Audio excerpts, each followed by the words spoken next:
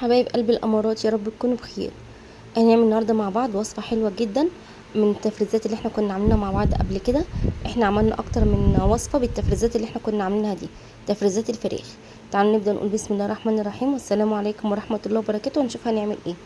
احنا زي ما شفنا هنا كان معانا بصلايه. كميه البصل زي ما تحبي، حابه تزودي حابه تقللي، دي حاجه بتاعتك انت. انا دي كانت بصلايه كبيره، بشرتها في الكبه كده بشر خشن. تمام، حابه تخرطيها بالسكينه اوكي خرطيها مفيش مشكله. تمام. انا هفرم بقيه الخضار بتاعي في الكبه. انا هنا عندي فلفل الوان حبايه خضراء وصفراء وحمراء، هفرمهم برده في الكبه. انت ممكن تخرطيه بايديكي عادي، انا قلت لكم قبل كده لان انا عندي بنتي ما بتاكلوش، مش بتشيله من الاكل، فبضطر افرمه فرم ناعم عشان ما تعرفش تطلعه. هي ما شاء الله عليها مش صغيره بس ما بتحبش الفلفل، فانا بفرمه كده في وسط الاكل عشان ما تعرفش تطلعه. تمام كده.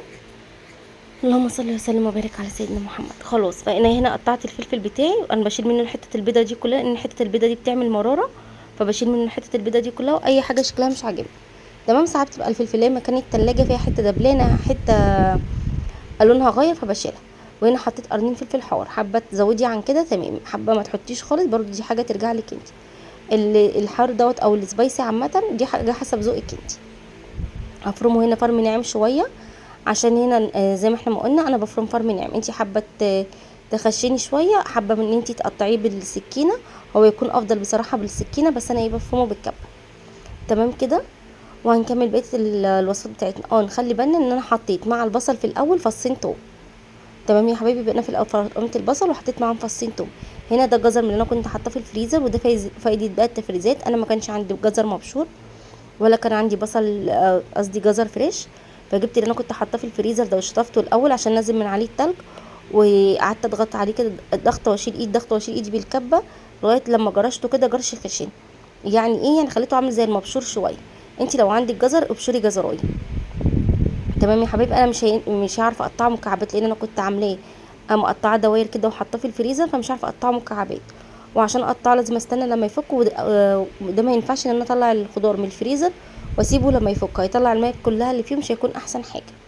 هنبدا بقى هنا نحط البهارات بتاعتنا. هملح، حط ملح، فلفل اسمر، اللهم صل على النبي، نحط كمان كاري، آه بابريكا، وحطينا ورقتين لوري وواحدتين حبهان، وحطيت رشه قرنفل. خلاص يا حبايبي، انا هنا ببهر الوصفه بتاعتي. تمام. رشه جنزبيل.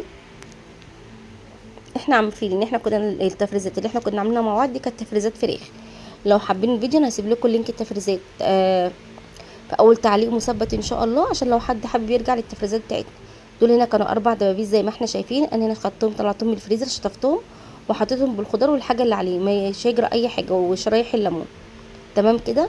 وهنحط لهم اضافه بسيطه جدا بس هتنقل الطعم في حته تانية خالص. انا هنا كنت جايبه نص كيلو سجق، انا عملت معاكم الفيديو اللي فات النص ربع كيلو سجق عملنا وصفه. ده كان نص كيلو اللي انا خدت منه، نصه عملته في الوصفه دي، وكنت تهتوا مني لغايه هنا. خلينا كده، ده كان معايا نص كيلو سجق، انا خدت منه نصه كده يعني تقريبا ربع كيلو، وفصلته كده عن بعض وسبته طويل زي ما هو. وهحطه مع الدبابيس واقلبهم تقليبه كويسه كده مع بعض، وهحطهم على النار. ياخد تسويقين. هنا ما حطيتش ولا سمنه ولا زيت، لان انا عندي السجق بتاعي هينزل دسم، وعندي كمان الفراخ هتنزل دسم، فاستكفيت بالدسم الموجود في الفراخ. ودي برده طماطم من الفريزر طلعتها حتى في شويه ميه، فكك كده ورحت مقشره شايل القشره من عليها، وهضربها برده في الكب. حابه تضربيها في الخلاط مفيش مشكله، ضربيها في الخلاط. تمام. والوصفه دي لو انت عندك طماطم فريش وعايزه تقطعيها اوكي قطعيها، ما يجراش اي حاجه. بصي هي سهله جدا، يعني ايه ان انت طريقه اكلك او الحاجات دي بتاعتك انت. وطبعا الطماطم المقطعه هتبقى طعم، المتقطعه تبقى طعم، والمجروشه هتبقى طعم تاني. انا هنا حطيت معلقه بابريكا عشان تحمر عندي الطماطم، كانت الطماطم بتاعتي مش حمراء. حطيت الطماطم كده وضربتها. خلاص. وبعد كده هفضيها. انا مش عايزه طماطم كتير، انا عايزه طماطميتين صغيرين، يعني دول كانوا تقريبا حوالي نص كيلو طماطم. اللهم صل وسلم وبارك على سيدنا محمد وعلى اله واصحابه اجمعين. خلاص كده حطيت الوصفه بتاعتي واقلبهم كده كلهم مع بعض، واحطهم من الاول كده على النار ياخدوا غلوتين، مش هحطهم في الفرن على طول. هنا جبت بطاطسيتين، دول حوالي ربع كيلو بطاطس، برضو الكميه اللي انت عايزاها، عايزه تزودي بطاطس عن كده زودي. واقطعها صوابع تكون قصيره وفي نفس الوقت تخينه.